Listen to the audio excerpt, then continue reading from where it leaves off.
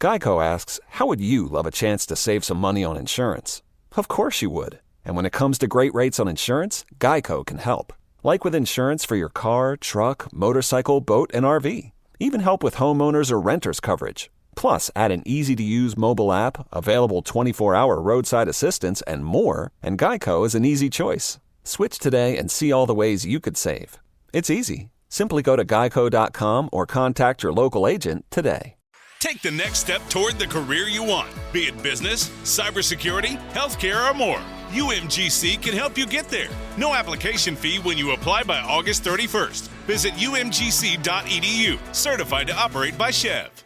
What's up? It's your boy, the Ted Smith. Thanks for listening to the Men's Room Daily Podcast. Want more? Check out the greatest podcast in all the land, The Podcast. Be sure to subscribe and listen to a brand new episode every Tuesday night. Back to the conversation. This is the Men's Room with Miles and Thrill. 99.9 KISW.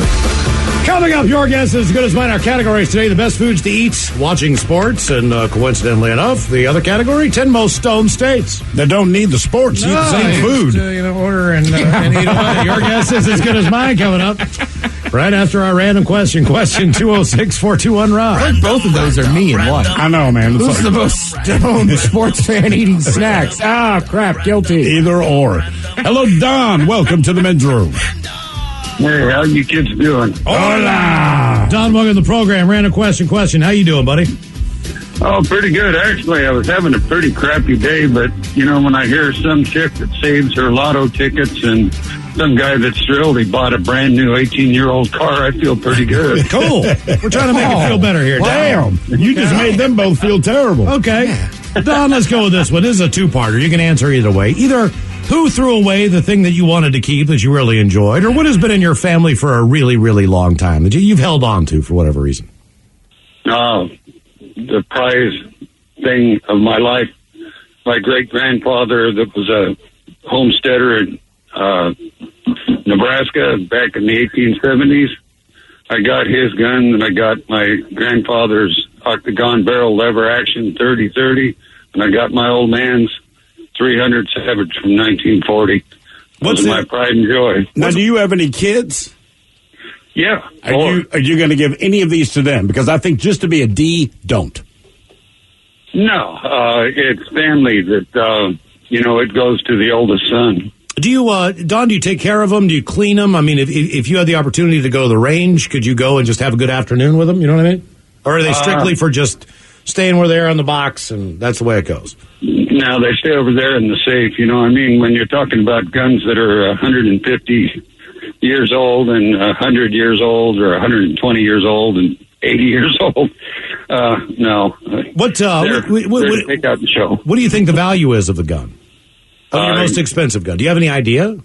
No, they're irreplaceable to me. Are the brands recognizable? Is it like a Remington or something that we would know? It is. Winchester lever action 12 gauge, like the one that Arnold used in the Terminator. All right. That was my great grandfather's from the 1870s. He was the original Terminator. The original Terminator, yeah.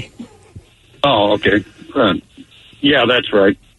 Sorry, I'm old. Don, do you personally own a gun that you purchase yourself that you can also leave to the oldest son? Could you say, great-granddaddy, great-granddaddy, granddaddy, daddy, so it's your turn. Do you add to this collection, or are you the cutoff? Oh, no, absolutely. I've got a beautiful gun that's going to my son. My love gun. Okay. All right, well, the reason we asked what has been in your family for a long time, Ted, see if you can figure out what this is. Hit me. Because you're the head chef, and this is all about something from the kitchen. All right. A Greenville man is sending out a Christmas alert and wants anyone... North Carolina? Yeah, exactly. Or who will shop at a Goodwill store to be on the lookout for a family heirloom. Stuart Dodson told the News 4 there that his 82-year-old father mistakenly donated his 81-year-old's mother's item from the kitchen a little before Thanksgiving. I'm calling around all of upstate New York and the Midland, South Carolina area, Goodwill stores to see if I can recover this needle in a haystack. This item has immense sentimental value. My mom grew up in a farmhouse with a wood stove in North Carolina. This thing was what her mother cooked with. My mother has moved this thing all over the country from all parts of North Carolina. It came as 11 and a half inches wide. He said it's probably in the neighborhood of 200 years old. He is offering to reimburse the price paid for this thing and pay a finder's Goodwill. fee. Yes. It's got to be a cast iron skillet, right? That's exactly what it was. It was his great-grandmother, then grandmother's, then mother's cast iron skillet. And all of them beat their husbands with it. How do you...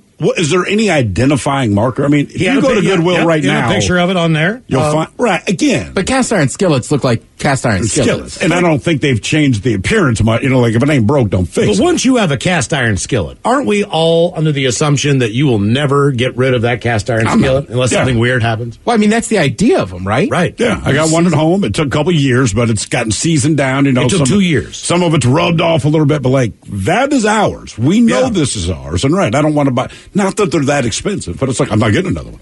Yeah, but you'd rather have one from somebody like your parents or somebody who's used it. Yeah, they didn't give me one for a couple. My kids will be. First of all, my mother was such a bad cook. You don't want anything she's gonna give you from the kitchen. Like just throw it out. So my kids will be the first to get a cast iron skillet, and even it'll be my son, not my daughter. Yeah. He's willing to cook. He's willing to try food. He eats things. You know what I'm saying? Not her. I just feel kitchen stuff does get handed down though. Like my mom at Easter would get a ham, right? And then, like 2 days later, she would pull out an old school meat grinder, attach it to the table, and grind up the end of the ham. All right. To make ham salad. Sure. Right? Yummy. That. Or even like if I go back to my one aunt's house, like she has the old school crock pot that's like taller and kind of rounder. Yeah. I don't know why, but when you see it, you're just like, ooh, what's in there? Nacho Perfect for cheese? meatballs. Yeah, meatballs. But it seems still like works. a tall These crock pot. It still works. See, that's the only thing with anything you pass down. If it's that long or something you plug in, you know, the things wear down or the wiring's weird. Like I feel better with a cast iron skillet. Like but you can buy good pots and pans and everything else. But I've I got feel very like good pots and pans. the one thing that you're going to have forever, maybe a nice knife or two, but cast iron skillet, man. Once you get a cast iron skillet, that's it. Game over. Never have to buy another one, right? They are fantastic. Yeah, man. Anything. Random. So I can see why this guy was so bothered by the fact that he was going to get this thing. Yeah, because he was going to get it. It's been in his family for 200 years. Yeah, but if it's going to be willed to his sister, he doesn't take out his ass. Basically, what he said was this: you can cook anything in my mom's skillet, and it's going to taste good. Yeah. And he has his own cast iron skillet. It's like it's not as good. So he has these memories of eating food out of that. Sure. thing. Probably right. I want to eat out of this skillet. I think he should make a meal for everyone out of that skillet, right? Like once a year, cooking that skillet. Hello, Matt. Welcome to the men's room. Hola. Hello, Matt. And goodbye, Matt. Goodbye, Matt. Bye, Matt. Hello, Mo. Welcome to the men's room. Hola, bichola. Hola. Mo, we're talking about food there, a little cast iron skillet. Why don't we just ask you this one? Mo, is there anything that you have ever regretted, being that you got sick, based on the taste, based on the situation? Maybe it was on a dare or a bet. Is there anything that you regret eating? Anything that you regret eating in your life? Boy, just about all my mom's cooking. Was she not a good cook? Oh, she was awful. And what was the worst thing that she made on a regular basis? Well, actually, there were two worst things. First one was liver and onions. That is terrible no matter who makes it. Exactly. The plants got fed a lot of liver and onions, let me tell you. Okay. What was the other thing she made? Well, I grew up in a big family, and so nobody would ever close the bread drawer or rebag the bread. So we had an old Sears freezer, so she would take the ends and the crust of the bread and freeze them until they were just freezer burned to death. And then she would take, like, maybe once every 6 months, she'd get out this big tray and use that to make French toast with. And did it taste like freezer burn? Oh, it tasted so bad. Was she trying to be frugal because she was trying to feed a number of people, or was she legitimately not a good cook? Because if you freeze bread, you can freeze bread without freezer burning it and still, defrost it. So was she just a bad cook in general? Yeah, definitely the worst cook ever. I struggle with this. You hate to bash your own mom with that. Boy. But when you're a kid, my mom was a terrible cook. Look, she can hook up a breakfast. She can hook up breakfast like nobody's business. But after that, man, it did not matter what was for dinner. You didn't want it. You didn't even bother to ask what's for dinner because you knew you're going to hate it one way or another. Right. Oh, exactly. Okay, what was your mom's? What was her best thing? Surely she made one thing that was okay. You can't F up putting hamburger in pasta sauce and, you know what I mean, even serving that. That's not bad. Yeah, that's true. Probably the best thing that she made was apple pie, because she would use my grandmother's recipe, my grandmother was a good cook. All right, okay. Well, all right. People who can typically bake, they can do one or the other. Some people can do both. I think nowadays, because to your point, my grandmother could cook everything. She could bake, she could do whatever, you name it. That's just what you did. And I realized the secret ingredient, the thing that made everyone taste so good, was Newport cigarette ash. Or bacon grease. Because inevitably, she talked with the smoke in her mouth, and that thing would just break off and land in the food, and she just kept stirring and stirring. My grandmother would take bacon grease and put it in the pan before she cooked fresh bacon. Anything. Everything had bacon grease. Sure. No matter what the hell. Eggs, bacon grease. I still use it now. I use it all the time, but she used it with everything. And my grandmother could cook and bake, but like my mom is a terrible baker. Awesome cook. But it's weird how that happened. Where's the generation cutoff on that? Is it like our parents' age? I don't. But I seem like I love to cook. I can't bake. I don't know that I've ever baked anything like from scratch. No, successfully. No, you need all the stuff. You need baking soda. You need yeast or whatever. I have no desire to either. Actually, the first time I baked, and I took this upon myself, I was a child, latchkey kid. Parents aren't home yet. I'm like, you know what? I want to make everyone chocolate chip cookies. And it turns out you do have all of the ingredients you need. And I made the chocolate chip cookies. They looked okay. I did not eat one. I wait for my parents to get home. They're kind of pleased. And my mother, she's asking me to show her the recipe. I think I got it from school or something. So she's going through and she said, baby, we don't have baking soda. I was like, yeah, we do, man. It's been in the fridge for 6 months. Arm & Hammer, you mean? Oh, yeah. She's like, we took a bite of these cookies and it tasted like everything that had been in a refrigerator for the last 6 months. I did not piece together. So that it absorbs all the things. That's why you put it in there. So you need fresh baking soda when you make cookies. I did not know this as a child. I would not know that right now. To this day, my mother's like, I would not eat one of your because she's like, your chocolate chip cookies taste like lasagna and grapes and old chicken and hamburger meat. I would never know that. To this day. Like, if I had baking soda in my refrigerator... That's how I found out. Yeah, I would not know. I would just assume, hey, guess what? I got baking soda. You've seen, like, baking soda in people's fridges, right? And I don't know if you still need to, because tech may have caught up. I don't know. But the idea was you put it in there.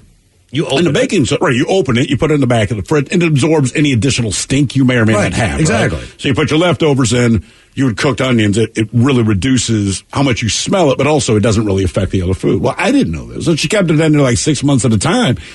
So I dumped it in. I mean, I had all my proportions right. Like, so the cookies, they looked great. They did smell a little weird. All right. But I remember my parents didn't even try to fake, like, you know, most parents would be like, that's great. Their faces contorted instantly. They were like, what is this? Mm-hmm. Reason we asked, what do you regret eating? It's impressive you didn't eat one. No, because I was trying to be that kid. See, that's what happens when I try to be nice. That's why I stopped. The reason we asked, what do you regret eating? Sushi, one of those foods people love. Sure. You just do not want to mess around with them at the wrong time, especially when it comes to freshness. So as tempting as it may be, maybe do not, they say, pick up your sushi when you're grabbing 8 gallons of gas and a pack of Marlboro Reds. A medical professor from the University of Illinois just shared the case of a 34-year-old woman who ate 5-day-old gas station sushi. Then began suffering hallucinations, insomnia, and incontinence. She had all sorts of tests. Doctors are trying to figure out what was wrong. When she finally was rushed to a hospital for seizures, doctors figured out that she had what? Tapeworm. Huge. A huge tapeworm living inside of her. They gave her a pill to kill it. She made a full recovery. So you might be wondering, why did she eat gas station sushi in the first place? Because they offer it. She says she was hungry, but all the restaurants were closed because of COVID. It doesn't matter. Buy a bag of chips. And all she had in her fridge was the sushi she'd bought 5 days earlier from said gas station. Oh, I have definitely not in years, but I have definitely eaten gas station sushi. Okay, I can't do it, man. And it looks good. It doesn't even look bad. It really doesn't. And they have it wrapped in plastic, and you look at it, and they pre-cut rolls, and I'm like, man, I'm at an Arco. And this has nothing to do with Arco, but you don't specialize in sushi. But tapeworms live inside things, right? Correct. Okay. Now, what's your refrigerator? 34 degrees, 33 degrees at home? Somewhere in there? Somewhere around there. Right, 37? Okay. Yeah. I don't know. It's on 3? Ted's like, I don't know. That's fine. I don't know, man. I put the dial on. I just can't believe that thing would live that long. I figured if you froze something, or you know what I mean, you put it in cold... This is a tapeworm, right? It lives in bodies. It's not freezing, right? But even if you're in the body of a fish, which is cold-blooded in the cold-ass ocean, they're fine. I guess so, yeah. You know? Now, basically, I would say inside of a mammal, human being, like that's going on vacation to Hawaii. Now it's warm and tropical. I mean, your gas station sushi tapeworm, right? I'm the Arco tapeworm. And the next thing you know, man, you're living in a 34-year-old woman. Put a tiger in your tank and a tapeworm in your belly. God. All right, how do you feel about like convenience store sushi? Is that same level? I wouldn't eat it. I feel better about the convenience store than the gas station, and there's no reason for that. They probably order from the same places in general. What about grocery store sushi? Sure, I've done that. It depends. I've seen the guy making it. I've seen him make it too. Part of it, you see them make it. Also, like a grocery store, just as a matter of course, their reputation is dependent on the food that you ate, right? So you might buy produce and get E. coli, but 9 times out of 10, the grocery store says it's not us, it's the provider. If that sushi that I watch that guy make, if I go home and I get a tapeworm and I'm pooping blood or whatever's going on, like, that's on you. So I trust them to try to protect that. I'm not trying to be this guy and be pretentious, but if it has a strip of paper that looks like grass that they put in there, it's cut up and green, I'm not eating that sushi. Really? Yep. That's your standard. I'm not at a sushi place, but I want a paper, sushi. fake grass in a little row there, I'm not eating the sushi. I'm on the other side. I mean, sometimes you want sushi. I don't feel like going to a restaurant. Like, I'll just get a roll at the grocery store. Again, grocery store. But now we say the grocery store's closed. Ted, there's Exxon. Right, so... They have sushi.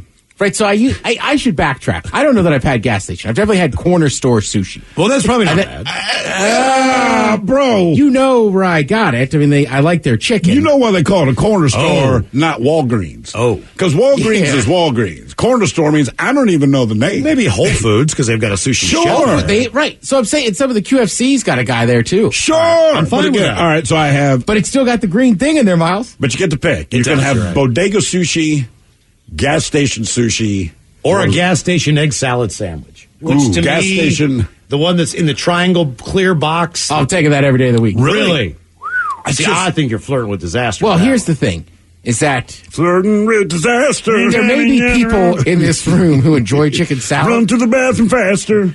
Who enjoy chicken salad sandwiches, but don't want ridicule from other people in this room, so they eat them in other rooms. You brought in a gas station sandwich and went into a different room to eat. Oh, I've done it before. How many times?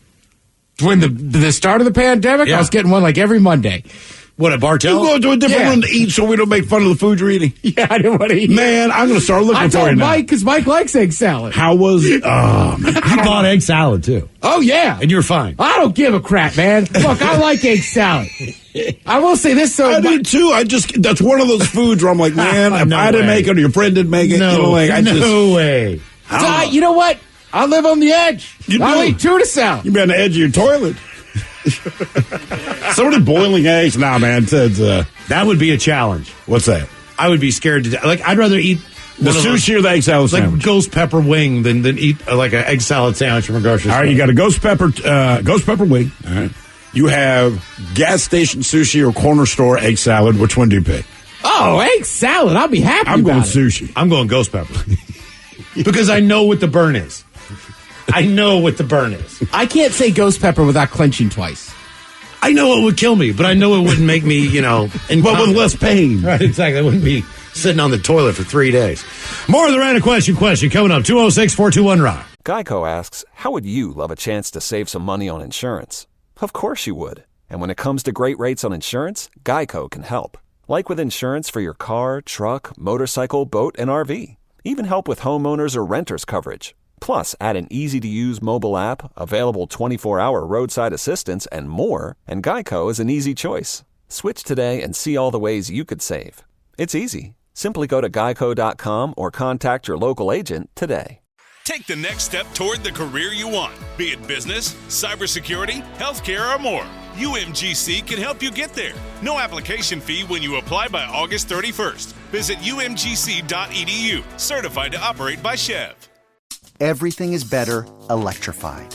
Like the guitar, toothbrushes, or cars. And Hyundai has a wide range of electrified vehicles, including the first ever Tucson and Santa Fe plug-in hybrid EVs. You can use electric when you want it or gas when you need it. It's your journey. Evolve it beyond the pump in the 2022 Tucson or Santa Fe plug-in hybrid EVs. Visit your nearest Hyundai dealer or learn more at HyundaiUSA.com. Only available in select states. Call 562-314-4603 for complete details. You're in the men's room. 99.9 KISW and KISW HD1 Seattle. Your guess is as good as mine. Cut up categories: best foods to eat watching sports and the 10 most stone states. Ted, sorry. I just want to let you know, man, you have support on your egg salad sandwiches from random gas stations. All right. One guy says, hey, man, as a construction worker, sometimes you got to roll the dice with gas station food. I've lost plenty of times, but I've won even more. So I keep the dice rolling. Also, having the munchies makes the decision easier. All right. And someone else in all caps, hell yeah, gas station egg salad. Do you guys, let me ask you this. You guys like egg salad, period? Yeah. Yeah, I love it. All right. You still trust it from outside the home? I don't know how long it's been there. I mean, that's all. And it's eggs, man. You know what I mean? I just feel like certain foods, like, they can go bad and maybe it tastes bad or you have a moment where you don't feel great, right? You just ate moldy cheese. It's not the end of your world. You're not happy about it.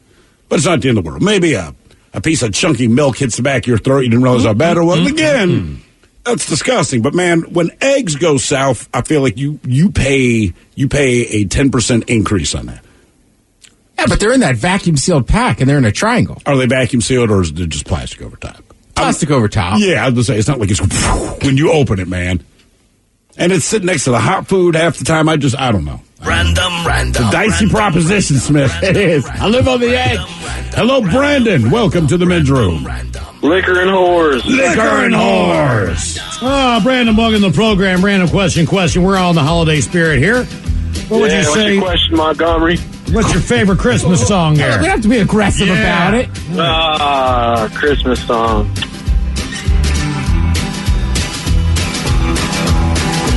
Yeah, That's a good question. I don't really listen to Christmas music. One doesn't come on and you go, you know what, man, that's not the worst one in the world.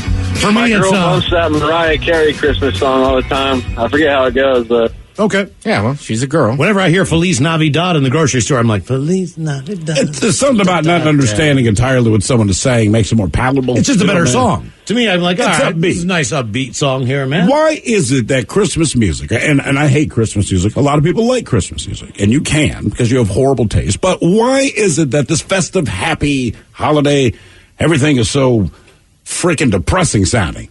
You know? Some are not. I mean, Holly Jolly Christmas, there are a few. sure. It's not down, but every once in a while you listen to it like Little Drummer Boy. I'm like, it's terrible. Pick up the tempo. But if you listen to like the Waitresses, Merry Christmas, Merry Christmas, Merry Christmas, there's like 4 or 5 actual decent holiday songs. What the hell is that? You've heard of that before, from the Waitresses. It's one of the popular Christmas songs that gets played on like rock or alternative stations. Trust me, you've heard the song. Okay. It's upbeat. There's it's a lot of bad. I love them. There's a lot of good ones. Santa Claus is Coming to Town, Springsteen, not the worst Christmas song in the world. But not being the worst does not mean you're good. Like, you are not the worst football team in the league because you're Jacksonville, not the Jets. They're no better. Right. You still suck. Well, it's like a Christmas movie. What It's are some good ones, Ted? So from your point of view. To me, like quintessential. So I have 2. All right. Quintessential, just like it's a Christmas song. It's not the most upbeat, but it's the Christmas song. It's literally called The Christmas Song. Which by Nat one King is Cole. that? Okay. Chestnuts roasted on oak fire. Oh, that's called the Christmas song? Yeah. Everyone knows Now, that as chestnut. I know. Right. But people are wrong. Chestnuts roasting on an open fire. Now, if I want to... The best Christmas song? This Christmas, the Donny Hathaway version. What is this Christmas? Bam, bam, dun, dun, dun, dun, dun, dun, dun. I'm not tracking on this. Mike, can we find... What is it? This Christmas. Donny Hathaway. It's got to be Donny Hathaway. None of those other people. I thought you were going to say never like heard of this Christmas in Christmas? Hollis. I from may Run have DMC heard it. Ooh, Christmas in Hollis is a good one. But this Christmas is a classic one. Donny Hathaway. All right, now here's my problem. I don't know why I'm screaming that at you. Great Donny Hathaway, Mike. God damn, Mike. The only version that matters. Donny Hathaway. Donna Hathaway. Come on. Donna Hathaway. Donna Hathaway. Now, well, things have changed. When you hear this, you guys will recognize it. You'll be like, oh, yeah, I know this one. Let's see. Somebody saying Trans-Siberian Orchestra. Yeah, but it's how they perform it. All right. Just... Oh, yeah. I need to hear him sing. Hang on the mistletoe, I'm gonna get you. I don't think I've ever heard this. I don't know that I know this. Seriously. This Christmas, and as we Come on, that's funky. All right, I can get behind this. Is this an older song or a newer song? Oh, it's older. Okay. Not bad. this Christmas, just don't think I've ever heard it. As a black man, I feel like I should have heard this. I feel like I should have woken up to this every morning. You know what I'm saying? Like, the hell? My parents go wrong. How do we not play this every Christmas? Because they hate Christmas That music, is too. what it's supposed to be, man. It's kind of that Christmas song. That's what I'm saying. Oh, I see. Yeah. Okay. Well, the reason we asked what's your favorite Christmas song, in other news, that one. That's why I was like, I just found a song I like. Have you guys ever heard of a website named called Pornhub? What? Pornhub. Oh my God, no, that sounds horrible. They have released an XXXmas, a trap album with horny Christmas themed lyrics from A$AP Ferg, Sukahana, Santa Claus is coming Ruby Rose, to town, Mila J, and my favorite, Ken the Man. Ken the Man. Ken the Man. A$AP Ferg. I like A$AP Ferg, but his lyrics can be aggressive. Yeah. They, believe it or not, launched their own record label back in 2014. Really? Did you guys know that about Pornhub? Look this up. Company worked with the likes of Flo Rida, Waka Flocka Flame. Kanye West was creative director and did the 2018 Pornhub Awards. He basically designed the phallic-shaped trophies. Either way, they say, the cup runneth over on Yuletide. On Ho, rapper Sukahana says, her thing is coming gift wrapped. Much like Cardi B. On Mistletoe, A$AP Ferg says, Santa, I got hoes. One of them, two of them, three of them, four. Also, that's deep, man. Naughty Girl sees Ruby Rose on the naughty list because it ain't no silent night, not when I ride, or okay, yeah. And Mila J's Holiday Freak-Ass opts for Lift My Leg. Yeah. Either way, it's available now, and you can pick it up on Pornhub.com. I just followed them on Twitter. You did. I don't know anything about them. I'm curious to see what Pornhub says. Finally back. Our legal issues, starting to sign our first artist tomorrow. I will see. I mean, A$AP Ferg is one of those artists I like, but I'll never be able to sing any of his songs out loud. Stick with the Christmas song. Yes. Right. Sukahana has lyrics such as, you want some ass, Santa? Well, I want some cash. All right. Before dropping, as they say, into a bass-heavy trap number. Random question, 206-421-ROCK. Random. Then they can play that on the sound. Does that mean these are all Atlanta artists? No, trap music's everywhere. I mean, that's where it originated from. But I was going to say, Santa, he wears red and white. Got a big-ass, car. A sled. He's got 12 reindeer. He's not that far off. It's kind of balling. Yeah, if you throw a chain on him. Santa with a chain. All right, I can see that. Hello, John. Welcome to the men's room.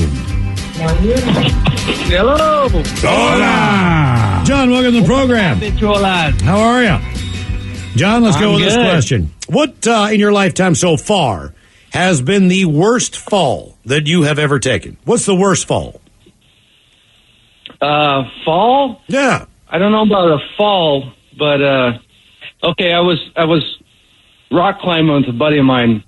I was on belay, and it wasn't actually rock climbing. It was on I-5 in San Diego. These pillars. So, were you rappelling down them? No, he was climbing up them, and I was on belay, and he took the fall. How far did he fall from? He fell from. Oh, I caught him, but he fell 20 feet. All right. And did you take the blunt of his fall, or did he get up okay and you were... The blunt of his fall. Well, I mean, you're going to try to catch someone who's falling from 20 feet. He's a grown man, Well, no, yeah. He took a 20-foot fall. He didn't land on the ground, though. Oh, so you were able actually to stop him? Yes. But how much did you stretch out his joints? What? His joint? Well, you're stabbing him as you're tightening. Anything at that point. Oh, boy. Yeah, throw. Yeah. You take the blunt and then it never stopped. No, it does not. What's the worst fall? Your worst fall for you is off balcony. Yeah, 12 staples back of my head, almost died. Worst fall for you is probably either through a glass door or what? I didn't fall through it. I tripped into it. I mean, that's the worst accident I've had. I don't know that I've had a bad fall, from distance and smashing into the ground. Well, it depends. I mean, hell, look, for the last 4 decades in top 10 as far as what kills people, falls. Yeah, but it's like tripping off the sidewalk. It's not falling exactly. off a balcony. But it It's falls someone, a foot. right. They step off the sidewalk, their ankle gave way, and somehow hit their head just right, and they bled out. The worst fall I swear to God I've ever taken was I just slipped on just complete ice. All right. My legs completely went out from under me, and I landed on the square of my upper back. Did you knock the wind out of yourself? I mean, it absolutely cleaned every bit of oxygen I've had out of my lungs. I was like, and I could not get them to open back up. It's like you're literally deflating. They collapsed them, and now I got to figure out a way to get air back. Like, and I mean, I was on my side. I thought I paralyzed myself. That's how bad. Getting the wind knocked out of you when you're flat on your back is awful. Do you remember the first time you got the wind knocked out of you? Yeah, it's awful. Yeah, you can't breathe. I got hit with a basketball. It just hit me in the gut, just at the perfect angle. We're in gym class. I think I was third grade. Mm-hmm. And like you said, man, your lungs are deflating. And this is an entirely new experience, right? I mean, like, I've always been able to breathe, and there's nothing you can do. And I remember I'm sinking down to my knees. I'm looking at the, not the coach, teacher. And he's like, you just got the wind knocked out of you. Well, I'd never even heard the term before. And I'm like, this mother effort's crazy. I feel like I am dying. I feel like getting the wind knocked out of you is like getting hit in the junk. It only happens like a lot more when you're younger. Sure. And then after you get it, that doesn't happen anymore. But it's one of those things too. Like as a kid watching sports, I'd heard the term a bunch, but until it happens to you, you can't fathom it. Right. And then when it does, you realize you don't want it to happen again. And it's one of these things I always tell my kids, they can stub their toe, get the wind knocked out of them, get hit in the junk. And I said, look, I got good news and bad news. Now, the good news is it happens to everybody. The bad news is it never feels better. Like, this is not one of those things that you will outgrow. It feels exactly the same from childhood as it does into adulthood, and it sucks. Reason we asked, what was the worst fall you've ever taken? This woman was extremely lucky. A woman was saved after she fell down a volcanic hole on Mount Hood, thanks to a climber who noticed that she just happened to disappear. Were they hiking together? No. He was out there by himself. She was out there by himself.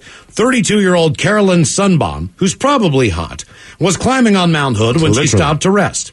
Moments later, she just disappeared. She fell 15 feet into a fumarole, which is a hole or opening that emits steam and volcanic gases from the active volcano, from a vent, basically. The other climber nearby saw her sit down to take a break. Yeah. He turned back around, and she was gone. And there was no way that she could be gone because she was sitting on a glacier. Sure. Where did she go? She didn't slide down the thing. Where is she? Well, the climber then went to look for her. And he called 911 and made his way over to this hole that just opened up. Authorities said he lowered a rope down, which she was able to secure herself, and then hoisted her back to the surface. She did have an injured shoulder, but with help, she was able to make it to a near lift and got down the mountain safely. By the way, gases from these things can be toxic, potentially deadly. If she would have been left down there, she probably would have been overwhelmed by the gases. And even if she could climb out, the gases would have probably overwhelmed her before she could have got a chance to. You fell into a volcano. There's not a lot of people that can tell you that. No. What's wrong with you? I fell into a volcano. That is insane. A volcano. You know what I mean? Like, I understand if you were hiking an active volcano in Hawaii. You understand what you signed up for. Right. Like, I'm resting on a glacier, and I fell into a volcanic freaking vent. That's weird. And then what are you going to do after it? I'm going to go get a voodoo donut. Something. You know? Somebody here says, I fell off of a tree swing, which was about out of a 25-foot cliff, landed in a thorn bush, and when I sat up, I found a branch sticking up between my legs next to my junk. That is so terrifying. What could have been? Hello, Elmer. Welcome to the men's room. Boo! Boo! Elmer, welcome to the program. Random question. Let's see here, Elmer. What do we have for you? Okay, what would you say, Elmer, is the biggest animal to bite or attack you? Biggest animal to bite or attack me. Big Sheila. Definitely a dog. What kind of dog are we talking? I think it was an Akita. Oh, Jesus. Okay. They're mean to begin with. Yeah, pretty much. I still got scars up my arm from where it lit me up. How long ago was this? It's probably 15 years ago. What, did you just happen to stumble upon it? Was it at someone's home? No, it was a roommate's dog, and it needed some veterinary care, and he wasn't really taking care of it, so I decided I was going to take the dog in, and boy, it took me a little while to get it into the car. So he basically got a hold of your arm and just started tearing you up? Yeah, I took him to the car while he was tearing my arm up. And you still wanted to take this, multitasking. even though this dog is ripping you to shreds and obviously doesn't like you very much, you still wanted to take care of this dog. Yeah. Okay. Absolutely. And Akitas are the one, if I'm not mistaken, that have the curled tail, correct? That kind of spirals around? Yeah, it's like a Japanese husky or something like that. Man, I'll tell you what, we had one growing up in our neighborhood, and like anything else in West Virginia, there's no fenced-in yards. There's no leash. There's no leashes. There's not a kennel run. The dog has free reign of the neighborhood. That dog was a terror. To other dogs, to people. I mean, if you saw the dog at the park, you didn't go to the park. I mean, you just kept your distance. But the owners never cared. We had like 3 dogs like that. Same thing. We're living out in the cut, but there were like 3 dogs like that. And everyone in the neighborhood knew these dogs. You even knew the owner. For whatever reason, no one ever complained. But right, as kids during summer, man, you know, you're playing out in the woods and your buddy comes running down the trail. There was one dog named Fritz, this big-ass Doberman. We're like, dude, Fritz is out there. That's what I was like going to say. We left. We're like, I'm not hanging out here. Dobermans, German Shepherds, that Akita was meaner than both those dogs. Sure. Because they ran, the only animal dog we were happy to see was a big old sweet Irish setter.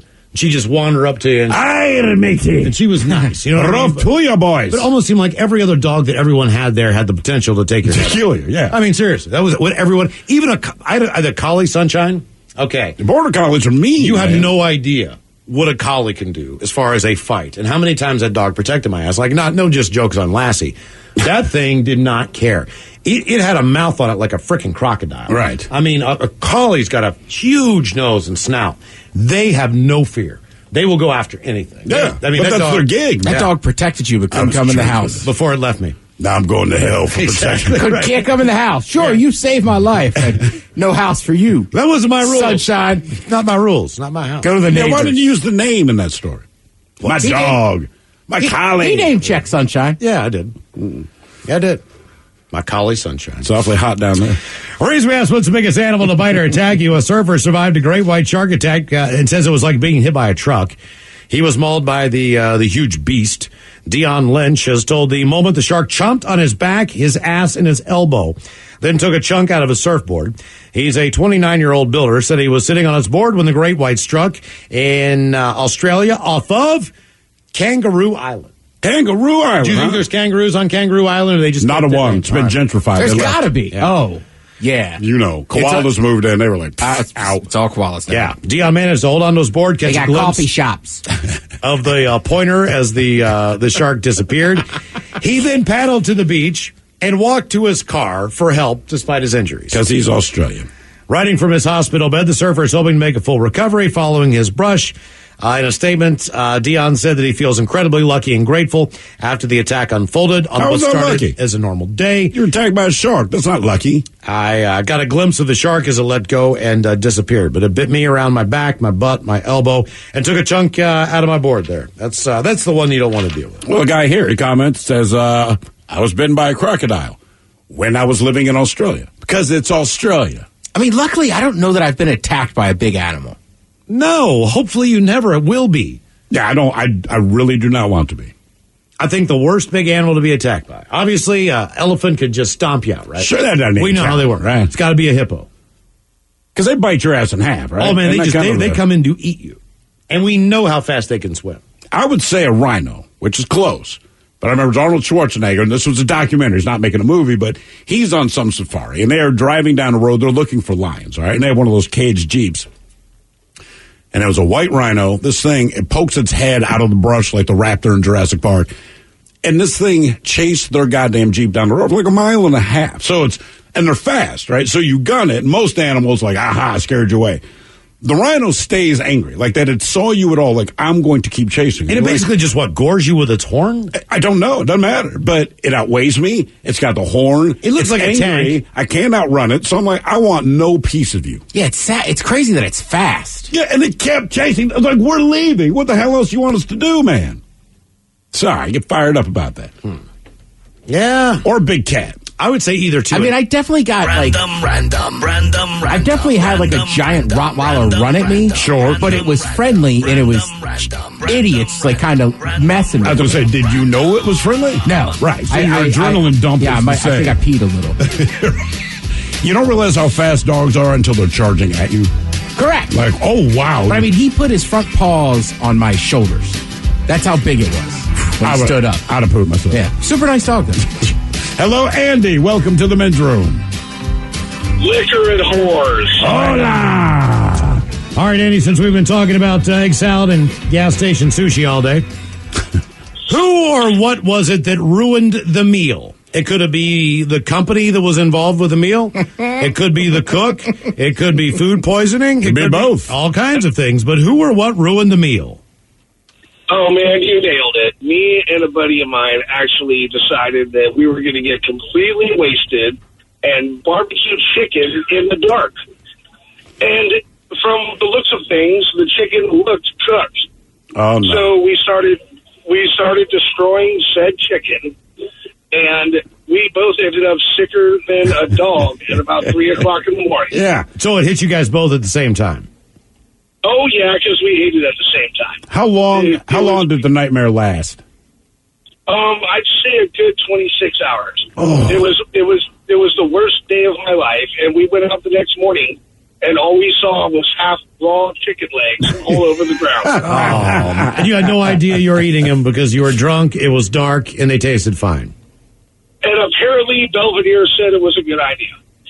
Oh. Okay. Yeah, raw chicken, man. That's a different animal. The reason we asked who or what ruined the meal, this sucks. 40 Whataburger patrons were bombarded by gunfire after a man allegedly shot through the glass window at the restaurant multiple times.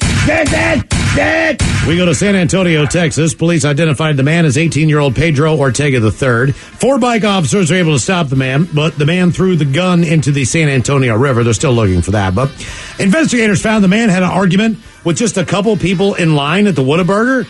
He wanted to cut in line. Are you kidding me? They said no. So he walked across the street, went to his car, and got a handgun. He then allegedly fired 10 shots into the glass window of the restaurant. Jesus Christ. 40 people were inside. This is the honest-to-God truth. According to authorities, the rounds reportedly went through people's drinking cups, into people's hamburgers and through them, and into the Christmas tree. God damn, man. Luckily, no one was hurt in the gunfire, but they had to shut the Whataburger down. A lot of people there. That's what a line is. Exactly. It's your turn, man. You are listening to The Men's Room. Geico asks, how would you love a chance to save some money on insurance? Of course you would. And when it comes to great rates on insurance, Geico can help. Like with insurance for your car, truck, motorcycle, boat, and RV. Even help with homeowners or renters coverage. Plus, add an easy-to-use mobile app, available 24-hour roadside assistance, and more, and Geico is an easy choice. Switch today and see all the ways you could save. It's easy. Simply go to geico.com or contact your local agent today. Take the next step toward the career you want, be it business, cybersecurity, healthcare, or more. UMGC can help you get there. No application fee when you apply by August 31st. Visit umgc.edu, certified to operate by Chev.